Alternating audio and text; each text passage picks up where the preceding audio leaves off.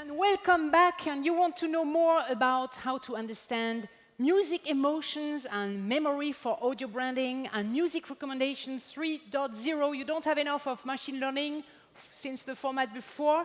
You get it now. Because we know audio branding is gaining momentum, AI and service design are becoming more important in the field. And we want to know a little bit more about this emotional power and memorability on brand anthems, audio logos, and etc. And we have a panel of researchers and entrepreneurs from the fields of music recommendation and audio branding.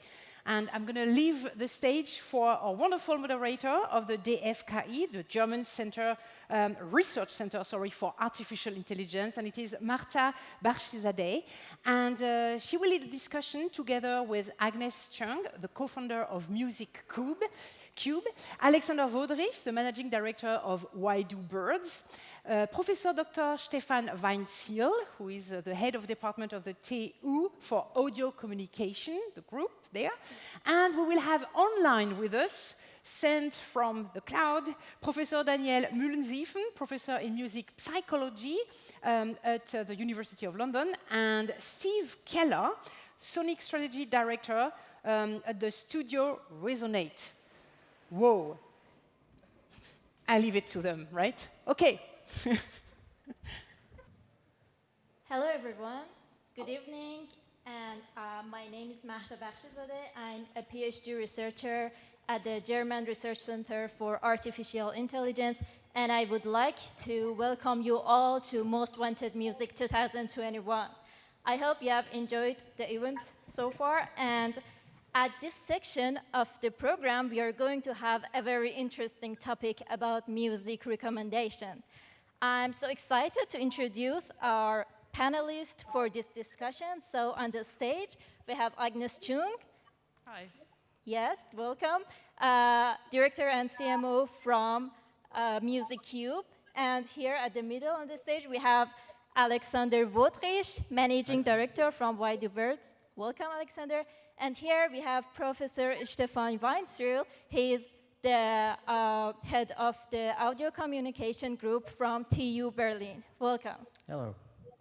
Hello, and here in this very hybrid event, we have on the right side audio alchemist Steve Keller. He is the sonic strategist at Studio Resonate at SXM Media. Welcome. And on the left, hi, Steve. And on the left, we have Professor Daniel Müllensiefen, Professor of Music Psychology from University of London. Welcome. Hello. Hello. So, first of all, I want to thank you all for participating in this panel. And I'm going to just dive into the discussion with my first question from Alexander. So let's start from this basic question. Why are brands these days so interested in audio branding? Why they are going to invest more and more into audio branding at all? Yeah, thanks for that question, because I brought a few PowerPoint slides with me for a basic introduction. I thought, or we discussed before, and it would be nice to get a very, very brief introduction before we can start into the real discussion. And it's only 5 or 6 slides, so don't worry about it. But if the guys can put on the PowerPoint, I would just briefly give a little introduction into why sound does matter so much for brands and in general, and what it does with us. So do we have the PowerPoint? No, because somebody promised that they would put it on, because I have a pointer, but the guy is not here, apparently. Well, the PowerPoint? Oh, it is. Oh, that's very good. Then I can start with this. All right, so it's audio branding. So you cannot not communicate. That's a very probably famous line most people know. usually it's thought about in a visual sense or maybe in a verbal sense, that if you say something, it does communicate something to the other person. But it's also very clear, obviously, if, I don't know, if I were to wear a black suit today, you would have a certain impression of me. If I were doing that deliberately or not, you would think, probably have some opinion about it. And the same actually happens with sound. Any sound that you hear does leave an impression on you. I'm going to play two little sounds to show you what I mean.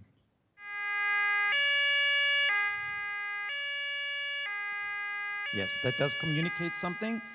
For some people, say, oh, that's a police siren. For others, it means I better not cross the street right now if I'm standing there, because you know the meaning of this sound. And there's another sound I can just quickly play.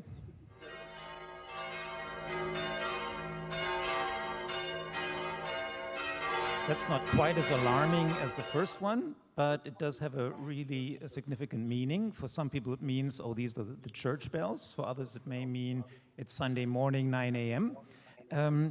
But everybody here in this room probably has heard both of these sounds before and knows what they mean, so they do communicate. Why do we know what they mean? This is a picture I found on the internet, and I thought it was a very nice one of the Pavlov Experiment, where Pavlov had a look and rang a bell every time he gave his dog something to eat. And it didn't take long before the dog knew that when the bell rang, his food was going to come. And at some point, he just rang the bell and didn't bring food, but the drool started to pour from the mouth of the dog. So that was he was being conditioned, this dog. And this is what happens with us. So wherever we hear sounds many times, and they're always connected with a certain meaning, like church bells. You would only hear them from a church.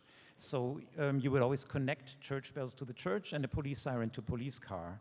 And they don't come in other contexts. That's why it's very clear for us. So the clearer you communicate a certain sound with a certain action or a reference around it, the clearer it is what the sound means.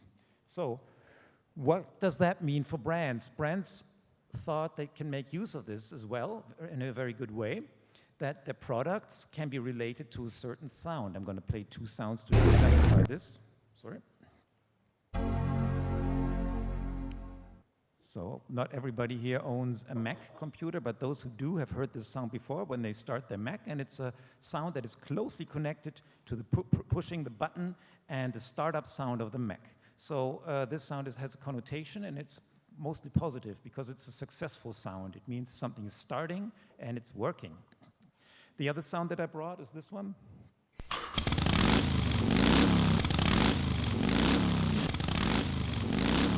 This is the very distinct sound of a Harley-Davidson motorbike.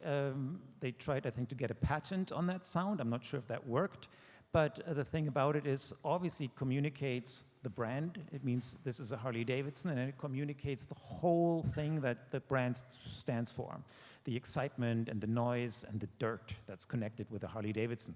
So this is closely connected to product sound. If we take it one step further to marketing communication, then it's getting a little more difficult because it's harder for brands to connect you to a sound where you don't really have an interaction with. The closer you have a relation to the sound, if you're pressing a button or if you're experiencing it while you're using a product and the sound, then you have a better connection to it. But in marketing, when you have like TV commercials and so on, and you're trying to get a brand recognized, you have something like this, which is the Intel sound logo, or this one.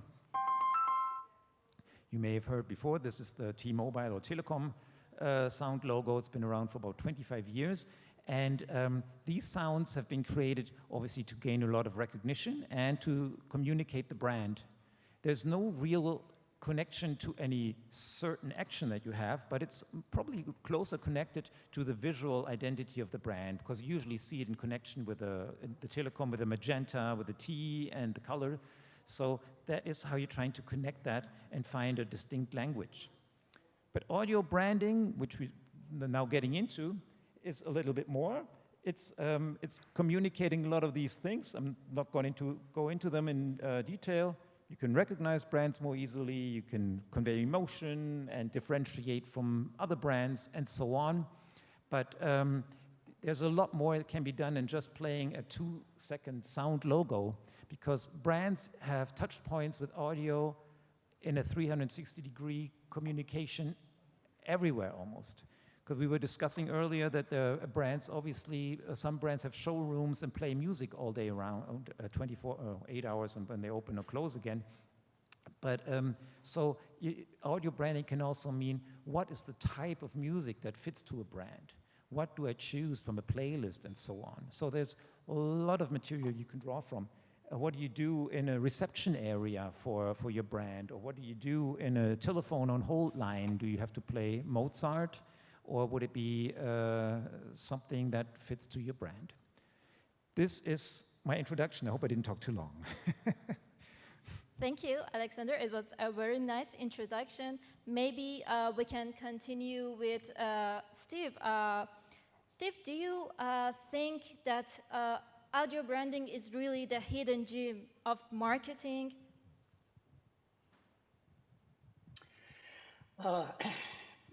Happy to be there. Actually, here in Oakland, Ohio, or Oakland, California. I wish I was in Berlin right now. And unfortunately, I can't see any of you, so I'm kind of flying a little blind here. I think more than a hidden gem, I think the problem is that sound becomes an afterthought. We know the power of sound. We know that it, affects us emotionally. Advertisers use it all the time, but they don't think about a strategy around sound. Alexander was talking about the sonic ecosystem, the ways in which we can use sound to have an experience of the brand in different ways. And that takes forethought. That takes thinking about, if I'm showing up here sonically, how do I show up here sonically? And when we talk about sonic branding, we very often will focus on specific assets, like maybe a sonic logo or a brand theme. But we're beginning to understand that sonic branding is really about a sonic system.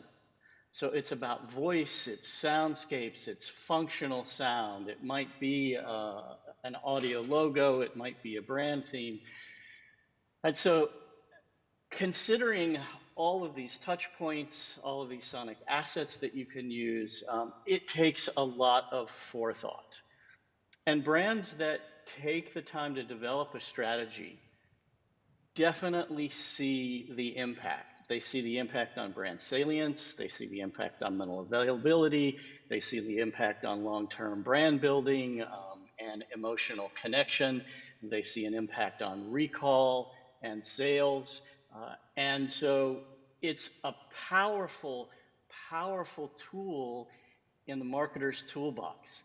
It's just one that very often they don't think early enough in the process to really have the impact. So let me ask this question. When is the right time for the brands to think of their audio identity, of their sonic identity? Should they consider this from the very beginning of their process of creating a brand, or when is the right time?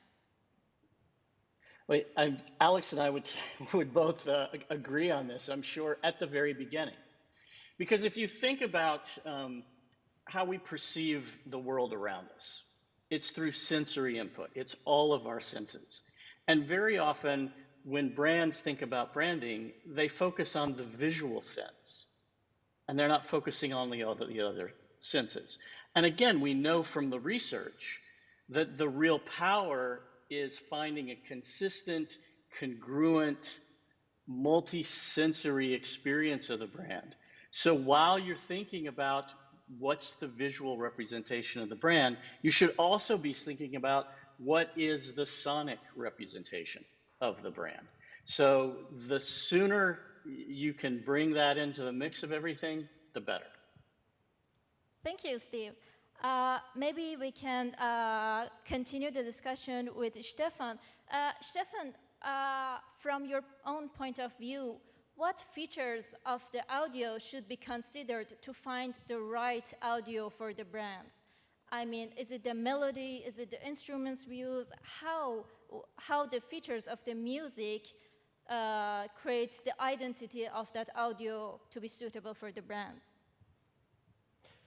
Yeah, in the research we have done in recent years, that was only the second aspect. I mean, the first aspect we investigated was what is it that music can convey?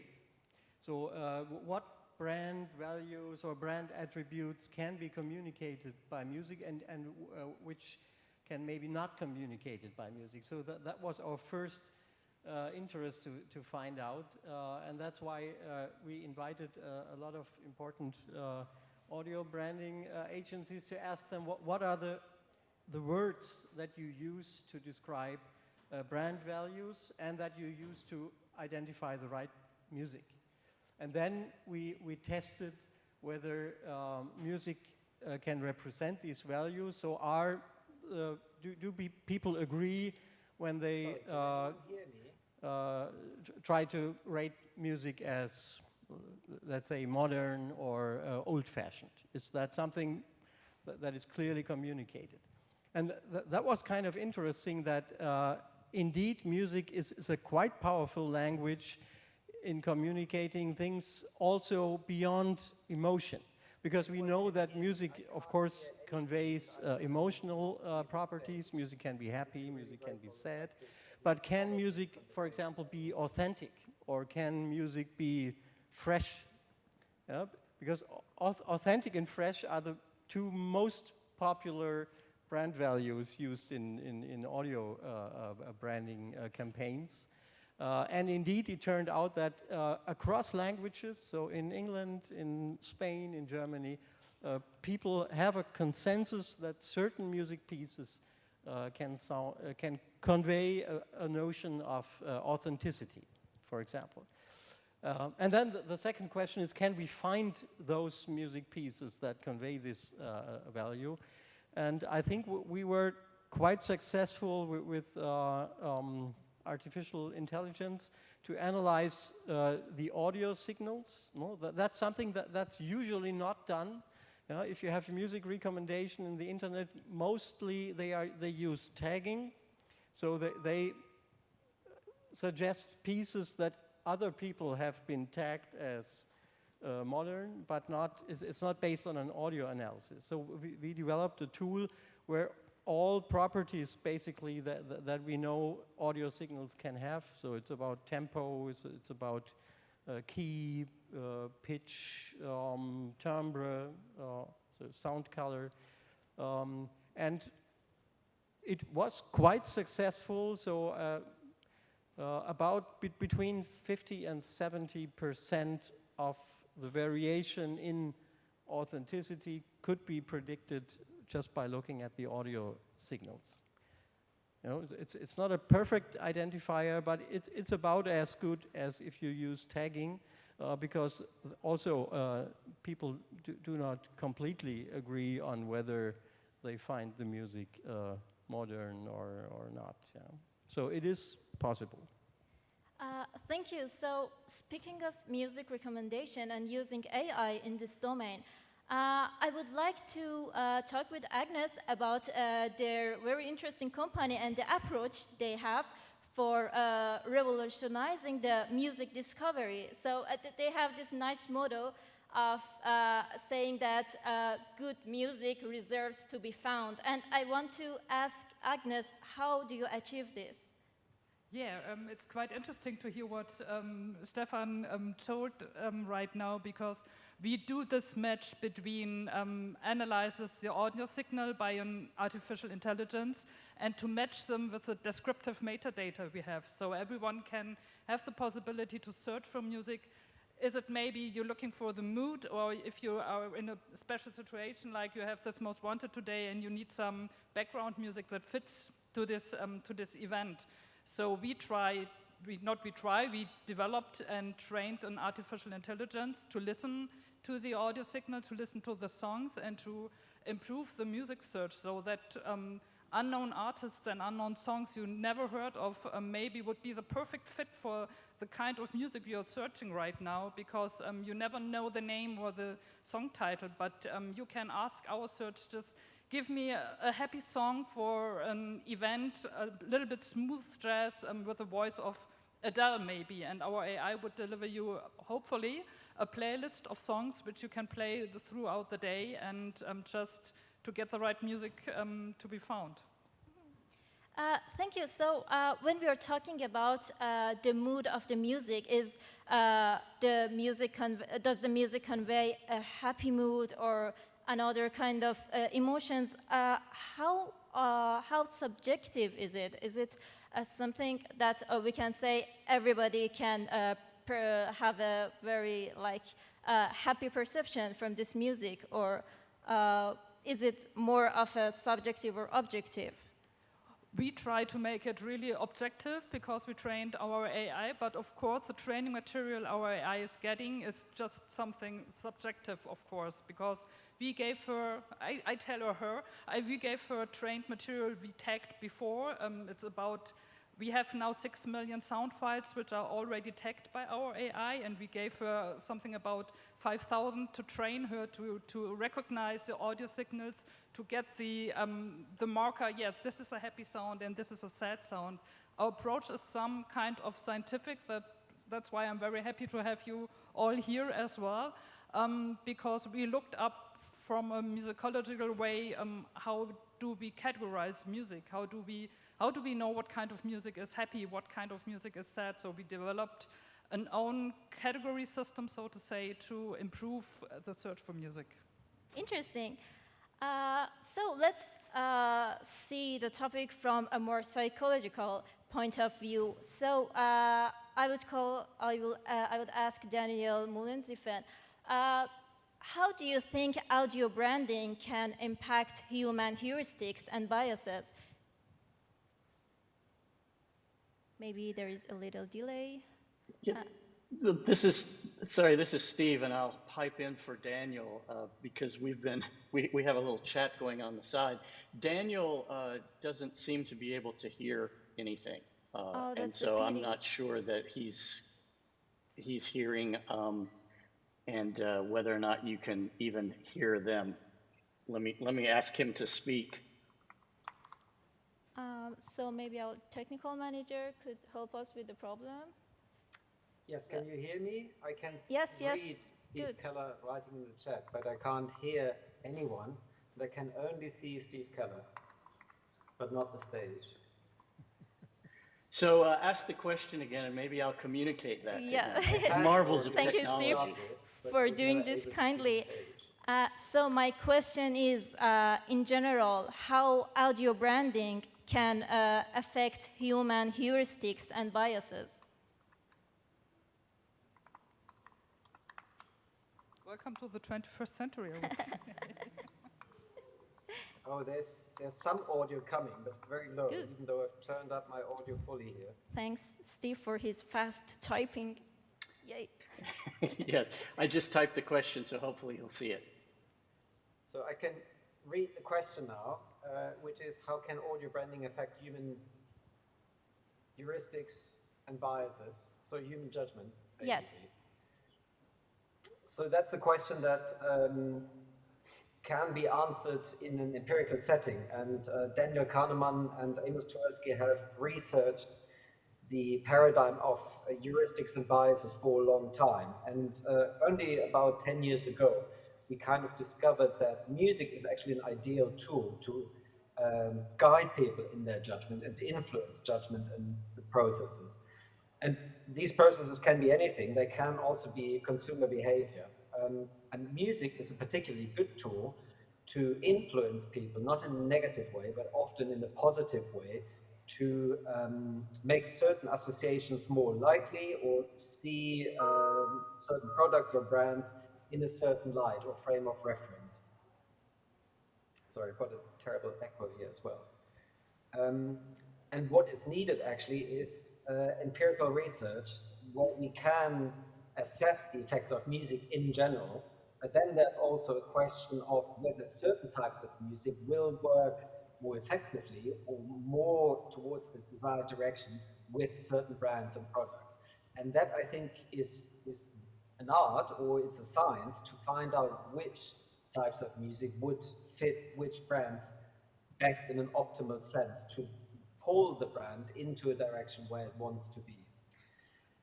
And we've developed a few tests that can do that, and similar to what Stefan Weinzierl was probably telling about their European research, we've tried to come up with catalogs of attributes where you can match brands and music, because brands and music both can be expressed in terms of emotional attributes, or can be projected into an emotional space where they then can be compared and can be matched optimally. Thank you. Maybe, Stefan, can you explain how maybe AI can help us to understand if a music fits into a brand or not, and what are the criteria to understand if this music is suitable for the brand or not? Well, if you know the attributes that can be communicated by music, well, you can of course try to see all these audio, to look at all these audio features and try to create a prediction model, no, that tells you if these properties are given, the music will sound old-fashioned, let's say. In order to do this, you should not use a deep learning algorithm, because then you have a black box and don't know what happened. That's why we started with a classical approach that was using audio features and also genre classifications, for example, and used this as an input for such a prediction model. So you can now see that certain genres, for example, like whatever, jazz, tends to be perceived as authentic, you know, because it uses acoustic musical instruments and not so much electronic sounds, and also other attributes are closely related to genre profile. So genre is a quite powerful indicator for the meaning of music pieces. Yeah. Thank you. So in addition to these characteristics of music, is it true that audio actually can have some kind of archetypes? Maybe Steve can answer this question. Sure. It's something that Alexander touched on in the beginning when he was talking about meaning. You know, we often think about the emotional aspect of music. But music also can communicate meaning or semiotics. Daniel and I have done some research into this idea of audio archetypes, that if we were to give a character to a music composer, say the sage or the jester or the magician or the hero, that these composers seem to draw from some kind of a consistent inspirational well. We don't know why, but there does seem to be ways in which we think of music as a narrative. There's still a lot of research that needs to be done to see just how universal, in a true sense of an archetype, these meanings are. But I think that this is another aspect to think about in terms of audio branding, that you're not just communicating an emotion, but perhaps you're changing a concept of meaning. And we've done some neuro research where we've seen, simply by changing these kind of archetypal soundtracks under a piece of video, for instance, that we have an impact on how the cognitive load, how hard the brain is working, an impact on arousal. Using eye tracking, we can see how we're changing how people are looking at things on the screen. And certainly in conversations with folks, we see that it changes their perception of the narrative of the story just by changing the music underneath, and music without any lyrical content at all, which when we're talking about music recommendation systems, that's another factor that can complicate the recommendation engine, is when you have lyrical content combined with the music content. So what if you have something that feels sad, but the lyrics are communicating something that might be more positive or happy, and there's a kind of an incongruence between these two things. So the work in archetypes is fairly new, but I think there's a lot more work that can be done. And Daniel has also been working with another company, Sound Out, to develop an archetypal tool as well. So I would be grateful if Daniel could explain us a little about his recent project, Sound Out. Is it possible for you to type for him again, Steve, and ask him if I think he can hear now. Actually, I can hear you now. Yeah, cool. Yes, so we just started this project with a music pre-testing company called SoundOut. So their natural background is pre-testing music for radio or advertising now. And we came up with this idea that we don't always want to ask people directly what they think of this piece of music, because once people start thinking, they make or can make very different judgments from when they just perceive music, and it's influencing their behavior. So the idea of this new research project was to develop implicit tests.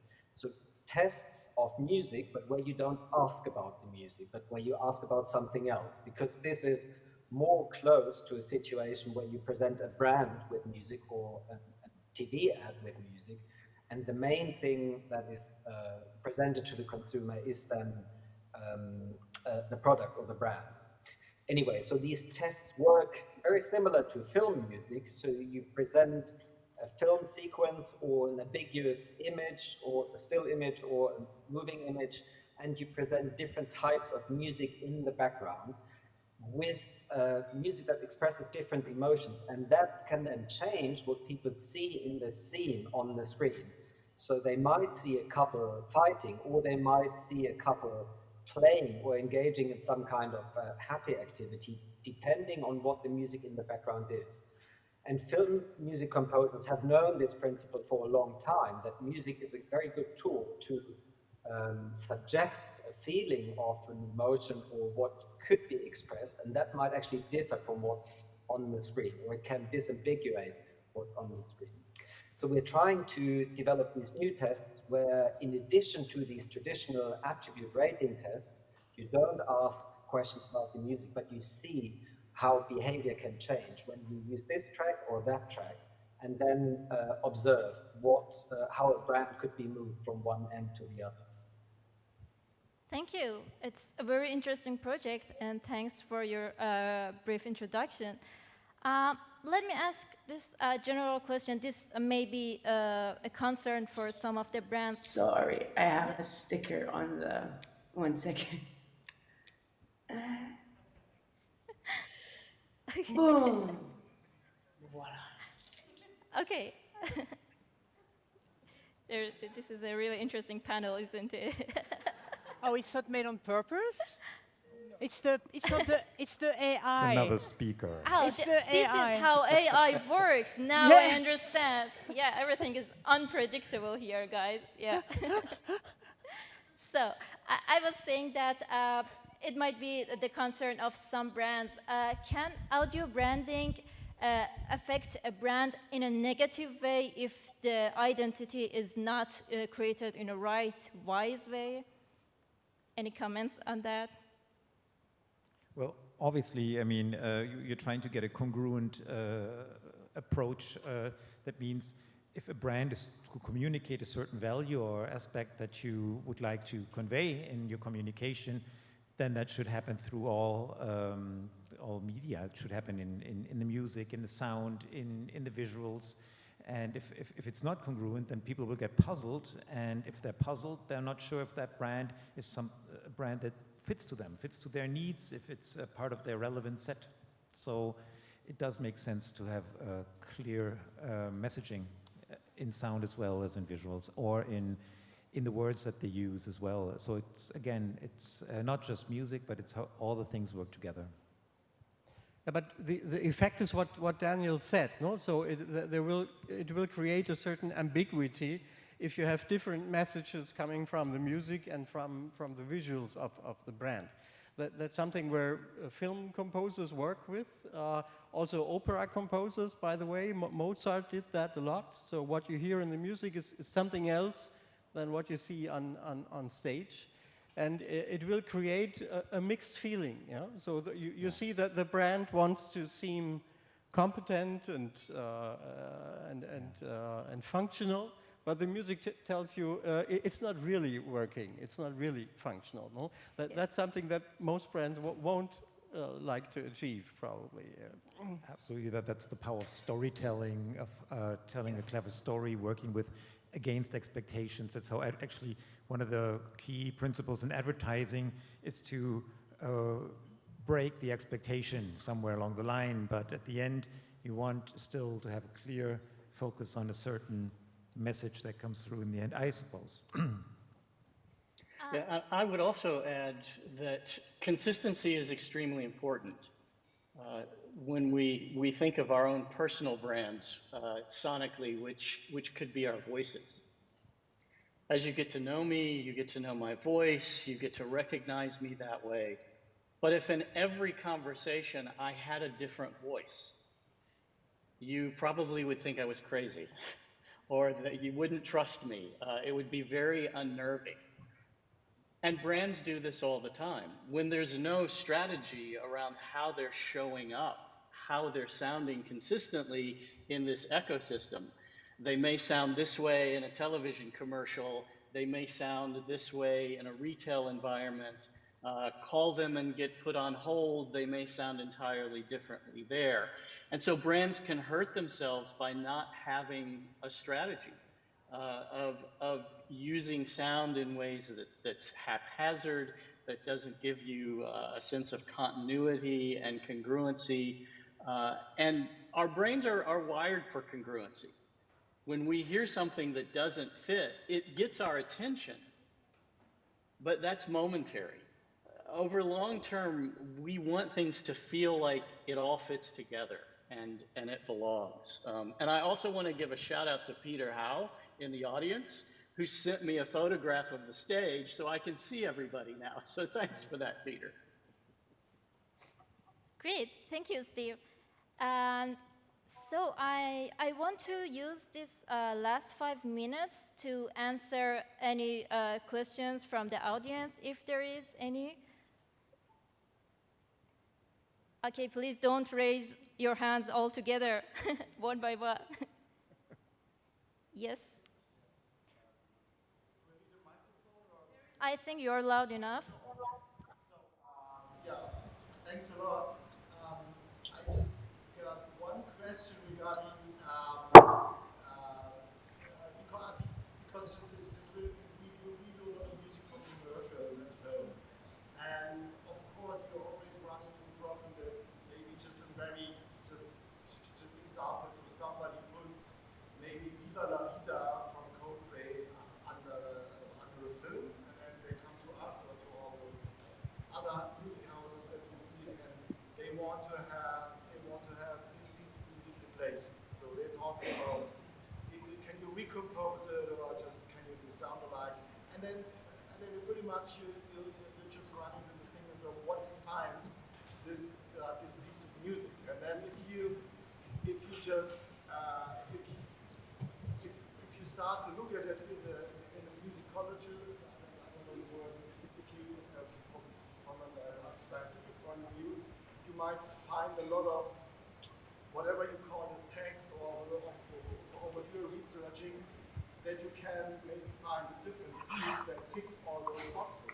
But in the end of the day, it doesn't do the same thing. I might be able to find just another track which just ticks a lot of other boxes just scientifically and just makes the same effect. So in your research, if you just work with AI, I mean, how is that? How can you cope with that? Is there a solution at all, or is it, because that's much more like a feeling a song based. It's not down to all the aspects of all the boxes. Thank you, interesting question. Any comments on that? Yeah, sure. I can just maybe quickly say, if you're considering if a brand is working with a song by Coldplay for advertising piece, they're doing something which is, for me, more co-branding, because Coldplay is a brand itself, and the music of Coldplay isn't just the music, it's your image of Chris Martin on stage, it's his story with his ex-wife, it's the pictures that you've seen of him, and it's a complete package that you're trying to match to a brand and say, okay, this has a very positive image, this piece of music, because it's from this and this band, and the singer is good looking, and you want to have a piece of this cake for your brand. So if you then try to recompose it, either you do it in a way that people still think it is Coldplay, although it's not, then you may get a piece of that because it reminds you of that. But if it doesn't hit that spot anymore, then it's just another piece of music, and then it works. Then it's the attributes that you find in that music piece and that you find in the AI as well, the terms that you connect to it. Yeah, this is really an interesting approach to look for the person who is behind the song as well. This is what we just now didn't train with our AI, because we're looking at the music, and we do have categories where it's really small parts of the music. We do not have the category happy, but we do have the category balance or energy, or is it loud or is it small, and combining these different tags we use to produce with our AI, we will match a song that fits maybe to the character or the impact of a song. But this is something quite interesting to discuss with you, what kind of use cases you have to see where we can train our AI to. Thank you. I think we're run out of time, and I hope you have all enjoyed this panel. And again, thank you all. Thank to the panelists for participating in this discussion, and I hope you will enjoy the rest of the program. Thank you. Bye. Thank you.